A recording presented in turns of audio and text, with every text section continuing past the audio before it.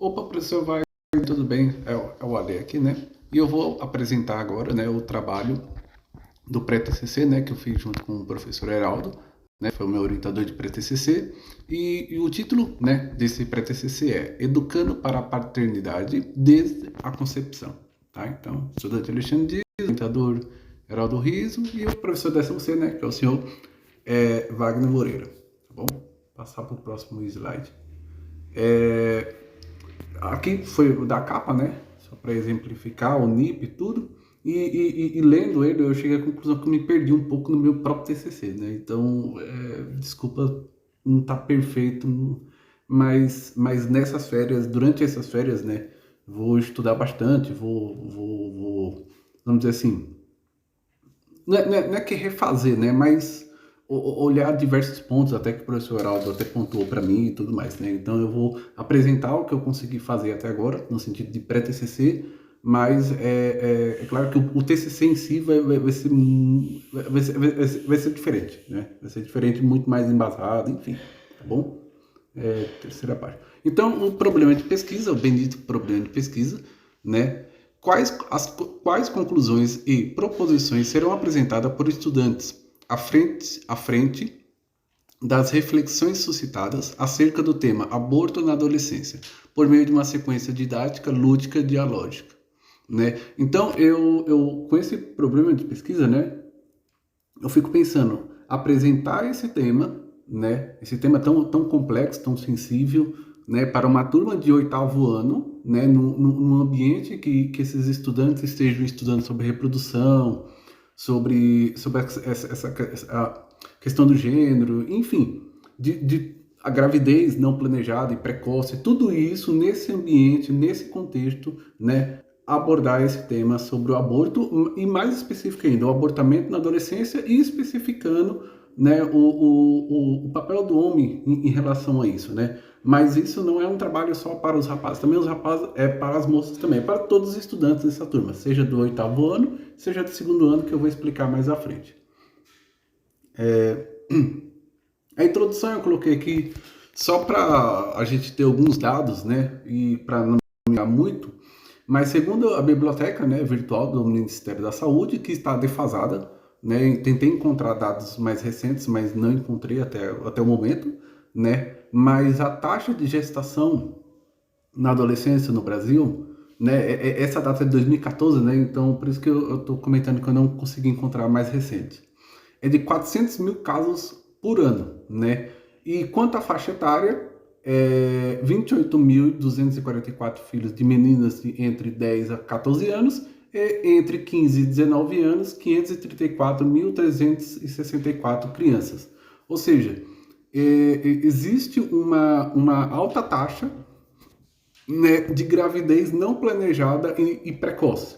E eu falo não indesejada porque por alguns textos, alguns artigos, alguns trabalhos que eu li, muitas autoras e autores entrevistando essas adolescentes, muitas delas que engravidaram, elas de fato queriam. Por isso que ela faz essa ressalva, né, da gente não utilizar essa expressão gravidez indesejada, porque tem muitas adolescentes que de fato querem. E aí tem os motivos, tal, que não vem ao caso aqui agora do trabalho. Mas por isso que eu uso essa expressão, tá bom? E então o número de abortos na adolescência é em torno de 82% em relação às moças que engravidam, né?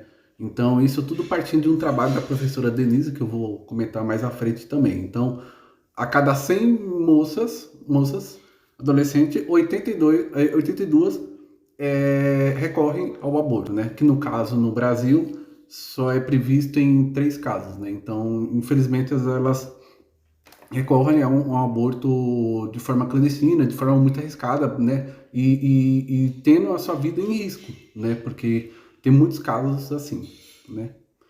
E propor uma sequência didática lúdica usando como apoio um jogo de cartas que é inspirado no trabalho da professora Cristiane e o H5P para abordar isso também. Enfim, para montar a sequência didática em cima do H5P, né?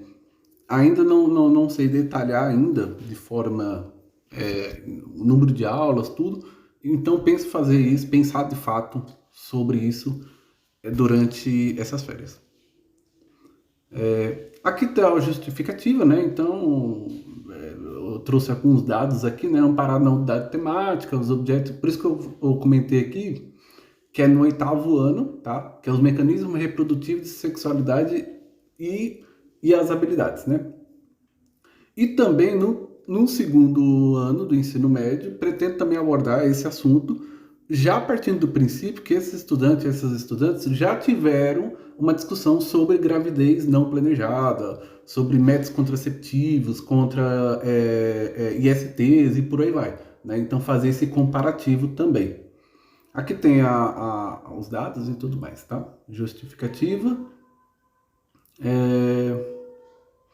E também um argumento que eu busquei trazer também foi que tratar esse tema é tratar também um dos eixos estruturantes da alfabetização científica, né? Como defende a Lúcia Saceron e a Maria Carvalho. Ai meu Deus, esqueci o nome completo da professora, mas enfim, né? Que é as relações entre ciência, tecnologia e sociedade, né? Então, tem o uso da atividade lúdica, né? A partir da tese da professora Cristiane, né? Que ela usou uns jogos de cartas, né? Que eu vou explicar mais à frente isso daqui. E também o H5P para ficar mais interativo, para ser usado tanto online quanto presencial também, tá bom? Tem revisão bibliográfica, que as duas autoras não principais, não é a palavra correta, mas as duas autoras, né, os dois trabalhos que embasam esse trabalho que eu estou propondo aqui no pré-TCC é da professora Cristiane Kohler-Kapilovski e da Devanise Suruagi Correia. Isto, justo. Né? Outros autores, suas contribuições participando desse trabalho, como Abel Huck, né? E aí eu vou buscar aprender sobre o que é feminismo, enfim, isso é muito importante. Eu confesso que eu sou muito ignorante nesse assunto, então por isso que eu em uma das conversas que eu tive com a Amanda e outras mulheres também da faculdade, elas me recomendaram essa autora para eu ler, né? Tem a Lília Diniz, tem o Paulo Freire, o Pierre Bourdieu, Jérôme Lajúnior, né? Ele que foi o geneticista que descobriu sobre essa questão genética, né, das crianças com síndrome de Down e tal. Tem a Lúcia Helena Saceron, Elaine Reis Brandão. Essa autora, Brandão, ela é muito citada nos trabalhos que envolvem educação sexual, gravidez na adolescência, aborto na adolescência, enfim. Não cheguei a ler mesmo os trabalhos dela, mas ela vai estar porque ela é muito citada em vários trabalhos, né? E a Maria Luísa Eibron, também é outra autora muito citada. Não cheguei também a especificar, mas ela estará, creio eu, né? Creio eu. Em suma, Correia, né? A Desivane fez um estudo exploratório sobre os motivos pelos quais as adolescentes abortaram. Dentre alguns são medo da reação dos pais, 57,7%. Quando souberam da gravidez, outro motivo, né? É a idade, ser muito nova, 43,5%, que é algo óbvio, claro, né? Seja outro motivo único, também porque ela fez diversas categorizações, né? 0,7%, ou ser associada não desejava essa gravidez, 14,1%, né? O meu namorado não queria gravidez, ele não quis o filho, foi responsável por 10,1%, e outros motivos também, tá bom? Então, eu partindo desse trabalho e da professora Cristiane.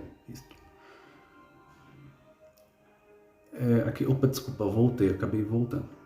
E a professora Cristiane, o aborto como um problema de saúde pública, contribuições para um debate na área da saúde e educação, né? Então, ela propôs um jogo para abordar o tema de aborto em uma turma de segundo, não me lembro agora especificamente o ano, mas numa turma, né, do ensino médio sobre esse tema, sobre o tema do aborto. Então ela usou as cartas azuis, que são as perguntas, em função das temáticas, por exemplo, o que é o aborto?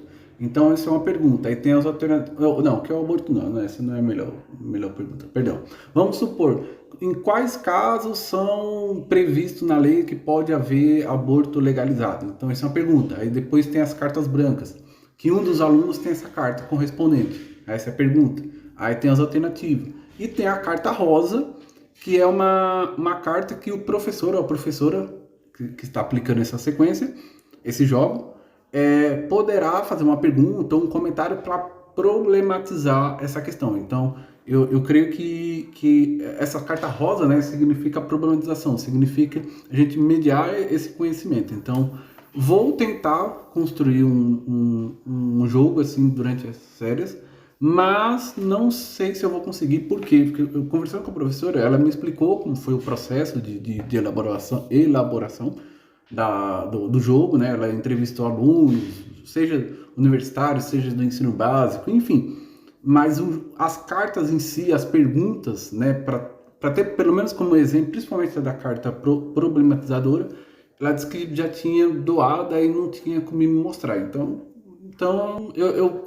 eu consegui entender a estrutura, seja na tese dela, seja na conversa por e-mail, mas eu não tenho essa referência. Então eu vou tentar. Talvez o jogo não, de fato, eu não prossiga com essa questão das cartas, do jogo de cartas, propriamente dito no TCC.